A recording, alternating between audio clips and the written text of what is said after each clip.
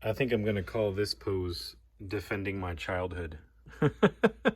Hey everybody, if you have never heard of Hot Toys, you are in for a treat today. This is a hyper-real replica action figure from the Mandalorian television series. These are incredible. Let me show you what I mean. So, Hot Toys is a company that was founded by Howard Chan. They're based out of Hong Kong, and they started making figures in 2000. So 23 years running now. They have several different action figure lines. This one happens to be the TMS action figure line. TMS stands for Television Masterpiece Series, and this is the 52nd one they have done in the line of television property figures. They also have MMS, which stands for Movie Masterpiece Series, as well as CMS, which stands for Comic Book Masterpiece Series. I don't normally wear gloves when I unbox these, but I am going to wear gloves for this one.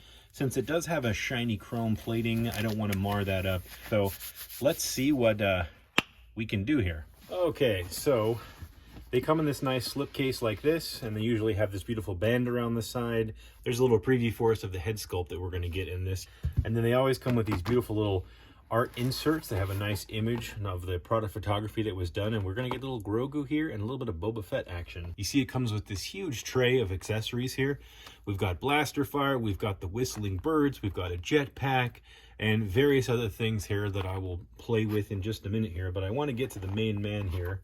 Everything is packaged very nicely, of course, very cleanly, as you'd expect for a figure of this level of expense here. So let's check out little Mr. Grogu here. They have a few different Grogus they've released and with different figures. And this one has this little adorable head sculpt here. You can see little baby Grogu there, baby Yoda. He looks quite incredible, very lifelike with little glossy eyes, the little hand reaching up with that adorable little mouth saying, "Daddy, can I be a Mando too?" This is the thing that I'm most excited for, was this vacuum chroming process. It's going to take me a sec to get all this packaging off here, so. Okay, looks like we have the bulk of the plastic off. Let's do our beautiful chrome helmet reveal here. Look at that, folks. Just absolutely stunning. Look at how that gleams and glistens. I mean, for an action figure, this really beats what I grew up with. I don't know about you guys, you know, I grew up in the early 90s, and I was used to the Power of the Force line and stuff like that when it came to Star Wars figures, and I know the retro stuff that I still have a lot of my figures of were even less articulate. These usually have up to and over 30 points of articulation. Even in the wrists, the hands can be removed, and you can replace these, even these little pegs. Let me just show you here what can happen. The pegs can be removed and you can replace the hands. Even the hands have two different axes from which they can turn. The armor can also be removed and inspected here.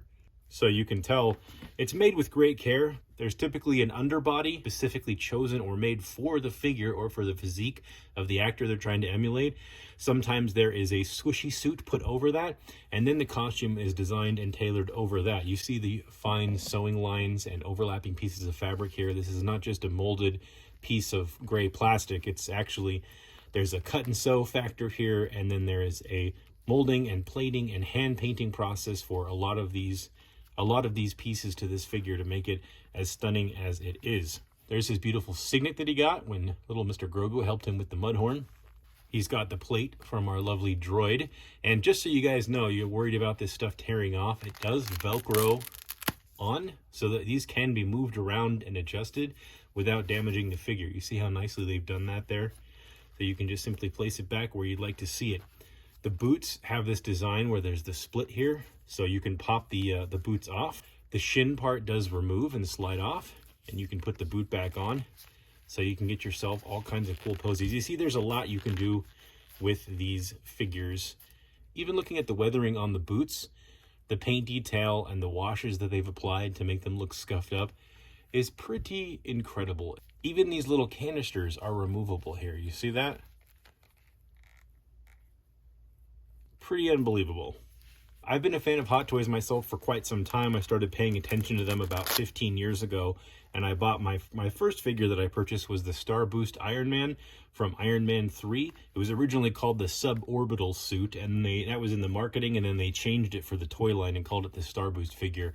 I bought that and I kind of never looked back. I've purchased many of these since then and had them trade in and out of my hands, really enjoying them ever since. You can get some pretty incredible posability out of the neck as well. It's quite surprising, nothing like you might have ever seen before. So you can of course have Din flying off into the sunset with his jetpack with holding baby Grogu. You might think for the price tag, these seem like they're not worth it. No toy seems worth it, but these are really, in my opinion, and in many of these collectors' opinions, not just action figures, but really action figure pieces of art. They're quite incredible. Even if you just had one in your collection, I'm sure you'd be very proud to own it. Choose wisely, because I believe they have made over 700 different action figures to date of this level of quality. Of course, he comes with his Ambin Phase pulse rifle. This sort of tuning fork tip here on this pulse rifle was an homage to Boba Fett's original look that we got in the holiday special cartoon, and Hot Toys did make a version of that figure, which I have and love very, very much. He also comes with that really cool Beskar spear that we got to see him use when he fought Moff Gideon. Honestly, the thing that I was most excited about was his dark saber. Look at that. That's a toy. That looks incredible. Absolutely, absolutely incredible. So happy to have this. I have the full-size Hasbro Elite series here in my collection, sitting next to my alternate paint version of Boba Fett from the comic book. Very, very happy to finally have this accessory in 1/6 scale. And here is the very, very new thing that none of us have seen, which is the Pedro Pascal head sculpt. But look at that, man. They captured you so well. And this is one of the big things that Hot Toys has made a name for themselves is hiring incredible artists like J.C. Hong and various other people throughout the years to create these really, really lifelike, beautiful sculpts. These are hand painted and finished along the line, and they make thousands of these to this quality. Just unbelievable to look at. Since this is the upgraded, sort of exclusive deluxe version, he comes with a couple of special accessories the standard edition doesn't, which I was very much looking forward to.